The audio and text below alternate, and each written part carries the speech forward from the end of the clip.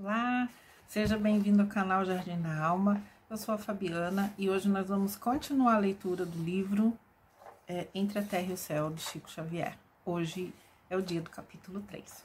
Bora lá!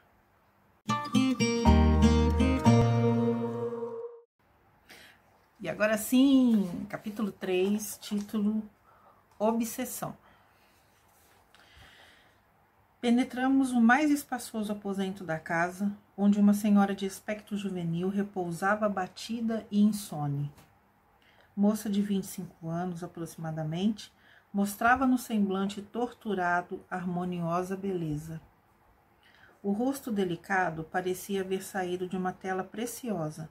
Todavia, com a suavidade das linhas fisionômicas, contrastavam a inquietação e o pavor dos olhos escuros e o abandono dos cabelos em desalinho.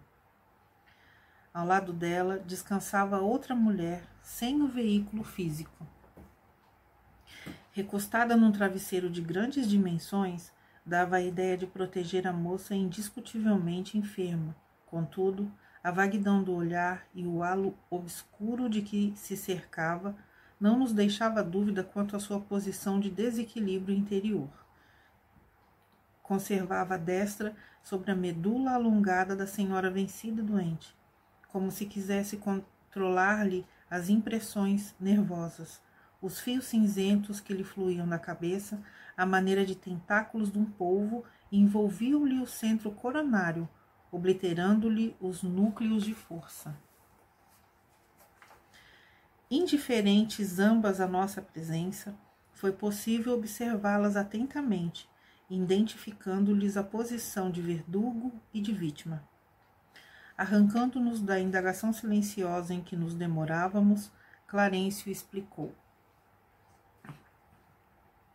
A jovem senhora é Zulmira, a segunda orientadora deste lar, e a irmã desencarnada que presentemente lhe vampiriza o corpo é Odila, a primeira esposa de Amaro e mãezinha de Evelina, dolorosamente transfigurada pelo ciúme a que se recolheu. Empenhada em combater aquela que considera inimiga, imanta-se a ela, através do veículo perispirítico, na região cerebral, dominando a complicada rede de estímulos nervosos e influenciando os centros metabólicos, com o que lhe altera profundamente a paisagem orgânica. Mas, por que razão por parte da perseguida? Inquiri perplexo. Porque Zulmira, a nossa amiga encarnada, caiu no mesmo padrão vibratório, aclarou o instrutor. Ela também se devotou ao marido com egoísmo aviltante. Amaro sempre foi pai afetuosíssimo. O matrimônio anterior deixou-lhe um casal de filhinhos, mas o pequeno Júlio, formosa criança de 8 anos, perdeu a existência no mar.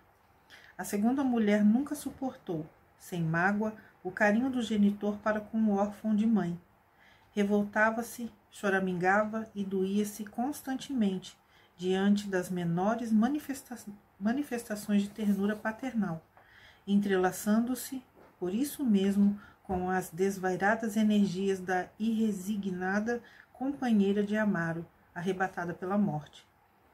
Em suas preocupações doentias, Zulmira chegou a desejar a morte de uma das crianças. Pretendia possuir o coração do homem amado com absoluto exclusivismo. E porque as atenções de Amaro se concentravam particularmente sobre o menino, muitas vezes emitiu silenciosamente o anseio de vê-lo afogar-se na praia em que se banhava. Certa manhã, custodiando os enteados, separou Evelina do irmão, permitindo ao Petis mais ampla incursão nas águas. O objetivo foi atingido. Uma onda rápida surpreendeu o miúdo banhista, arrojando-o ao fundo. Incapaz de reequilibrar-se, Júlio voltou cadaverizado à superfície. O sofrimento familiar foi enorme. O ferroviário sentiu-se psiquicamente distanciado da segunda esposa, classificando-a como relaxada e cruel com os filhinhos. Zulmira, ao seu turno, acabrunhada com o acontecimento e aguardando consigo a responsabilidade indireta pelo desastre havido, caiu obsidiada ante a influência perniciosa da rival que a subjugava do plano invisível. Clarencio fez ligeiro intervalo e continuou.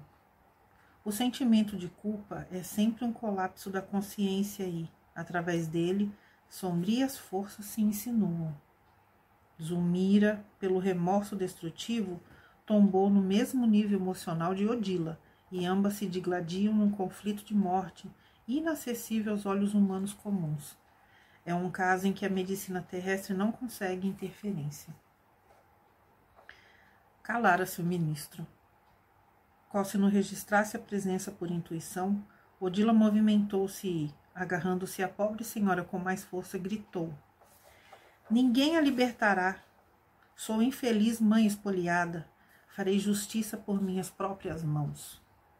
E, contemplando a enferma com expressão terrível, acrescentava: Assassina, assassina, mataste meu filhinho, morrerás também. A doente abriu desmensuradamente os olhos. Extrema palidez cobriu-lhe a face. Não ouvia as palavras da adversária, que lhe era invisível, mas, envolta na onda magnética que a enlaçava, sentia-se morrer. Clarencio afagou-lhe a fronte e disse calmo: Pobre moça. Hilário e eu, instintivamente, abeiramo-nos de Odila para afastá-la com a presteza possível, mas o instrutor generoso deteve-nos com um gesto, advertindo: A violência não ajuda. As duas se encontram ligadas uma à outra. Separá-las à força seria a dilaceração de consequências imprevisíveis. A exasperação da mulher desencarnada pesaria demasiado sobre os centros cerebrais de Zulmira e a lipotimia poderia acarretar a paralisia ou mesmo a morte do corpo. Mas então, clamou Hilário contrafeito, como extinguir essa união indébita? Não será justo afastar o algoz da vítima? Clarencio sorriu e ponderou. Aqui o quadro é diverso. Na esfera carnal, a cápsula física é precioso isolante das energias desequilibradas da nossa mente.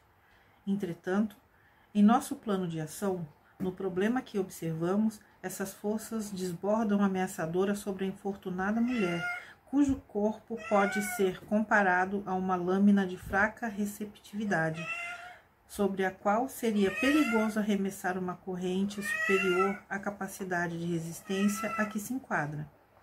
A inutilização seria completa. Que poderíamos fazer? Indagou Hilário desapontado.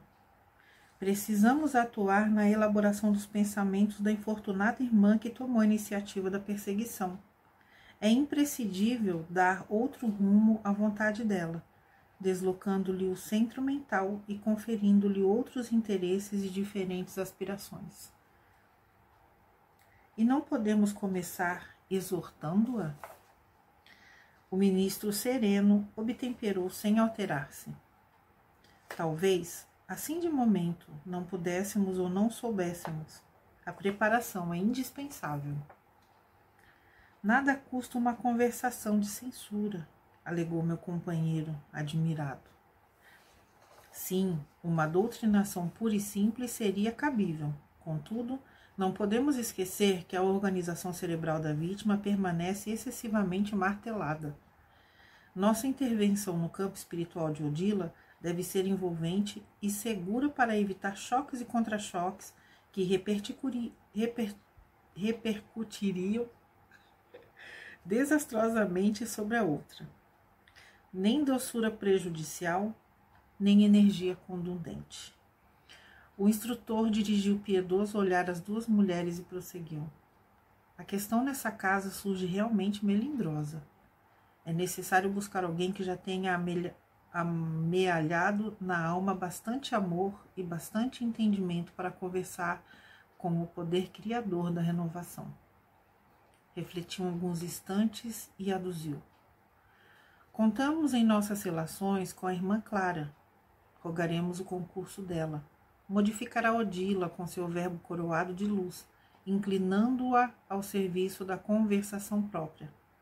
Por agora, de nossa parte, somente nos é possível a dispensação de algum alívio e nada mais. Recomendou a Eulália assistisse Evelina para o refazimento psíquico de que a menina necessitava e, em seguida, aplicou recursos magnéticos sobre Zulmira em passes calmantes de longo curso. Qual se fosse brandamente anestesiada, a enferma passou da irritação à serenidade e pareceu dormir aos olhos do esposo que chegara, de mansinho, acomodando-lhe os travesseiros. Até a próxima. Tchau, tchau.